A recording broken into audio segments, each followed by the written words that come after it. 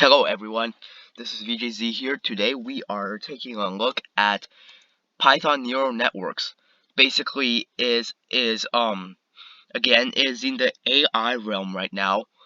The neural networks are a class of basically very simple AIs, and multiple neural networks in fact compose what is basically almost all AI right now, from self-driving cars to spam detection bots to chatbots on gaming websites.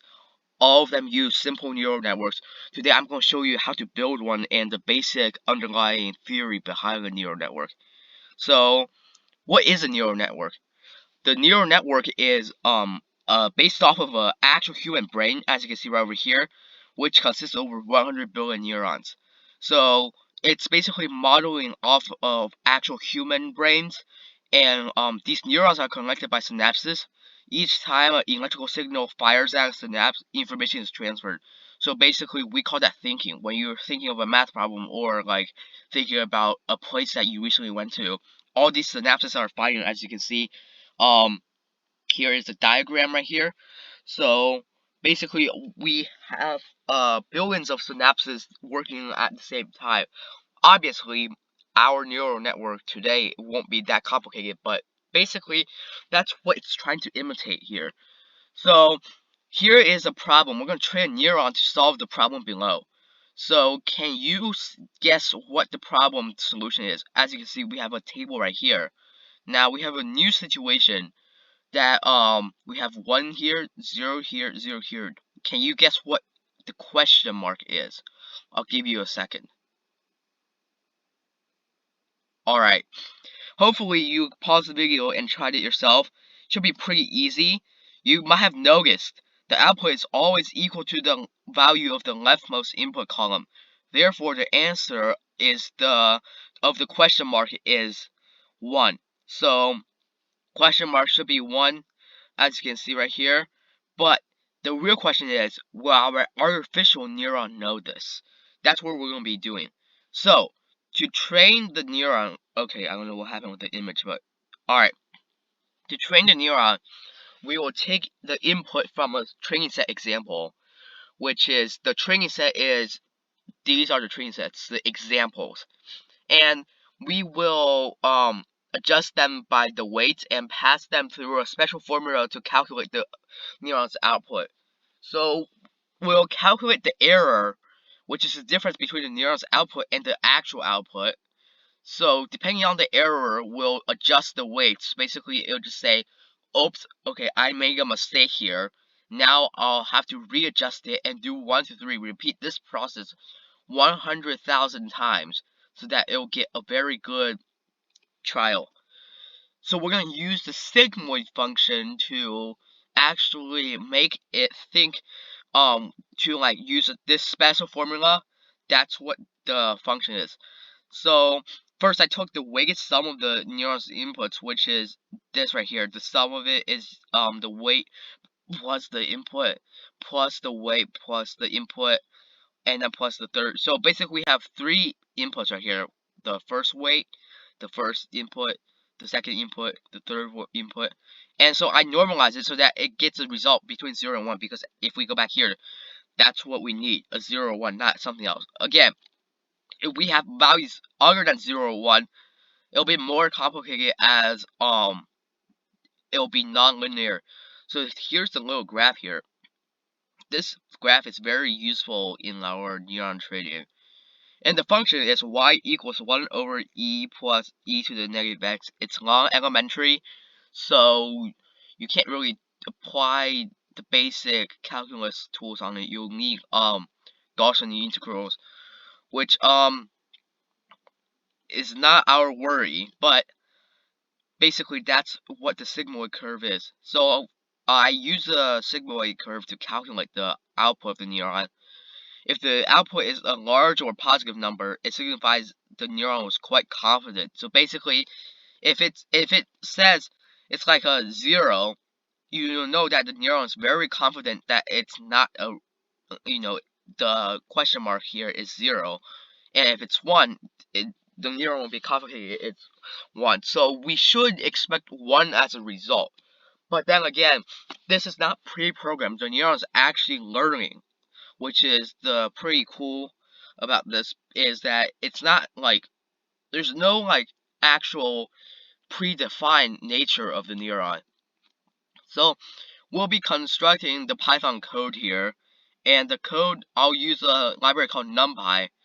These are the functions here. We'll use the exp, which is basically the E right here. The natural log exponential array creates this matrix, which is basically the table you saw previously, but it just transposes it so that the computer will know. And dot product multiplies the matrices, and random gives us random numbers to start off with. So basically, now we're gonna head over to the Python code, and yeah, I'll see you there. Alright guys, I have the Python code pulled up right over here. I'll show you later a time lapse of me writing the code. But here's basically the code. All this is what I explained in the slideshow.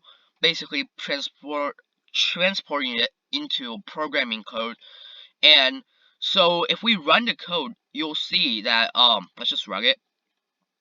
It takes a long time for it to work, because again, it's going through 100,000 iterations. And look here.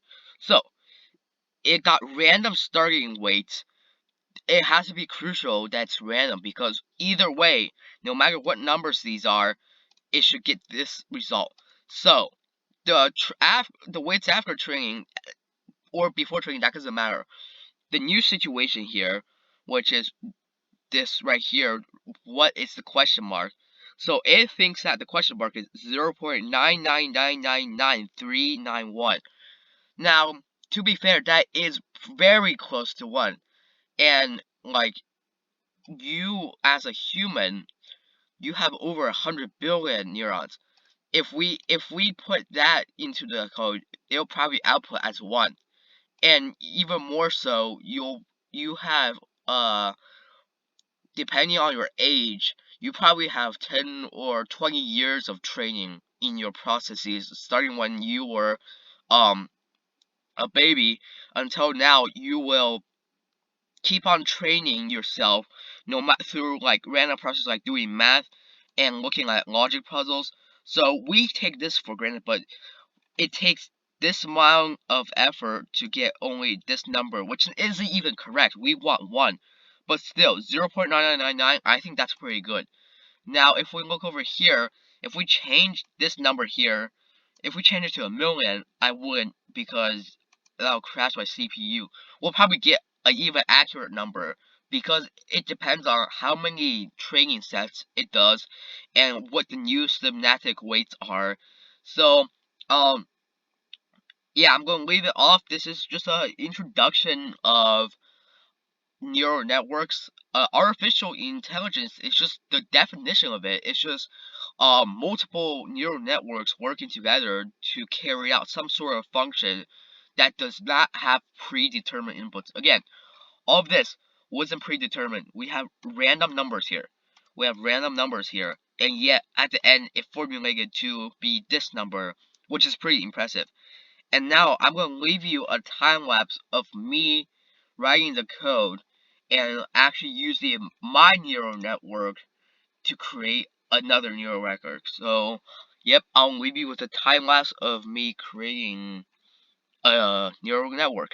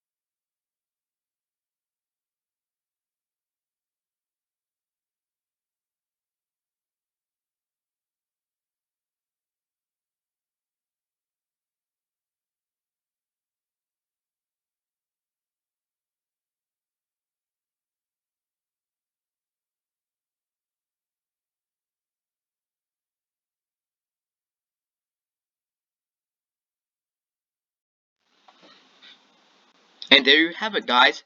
That was me painstakingly coding for over 2 hours, figuring out the thing. But eventually, my neural network beat the artificial neural network, and I managed to create a new neural network out of my neural network. Oh my god, that was a mouthful. Anyways, so here are the works cited. Thank you so much to this guy for helping us, and I used this article here, and I also used the images from this database. So if you enjoyed this video, please leave a like and subscribe, and I'll see you in the next video.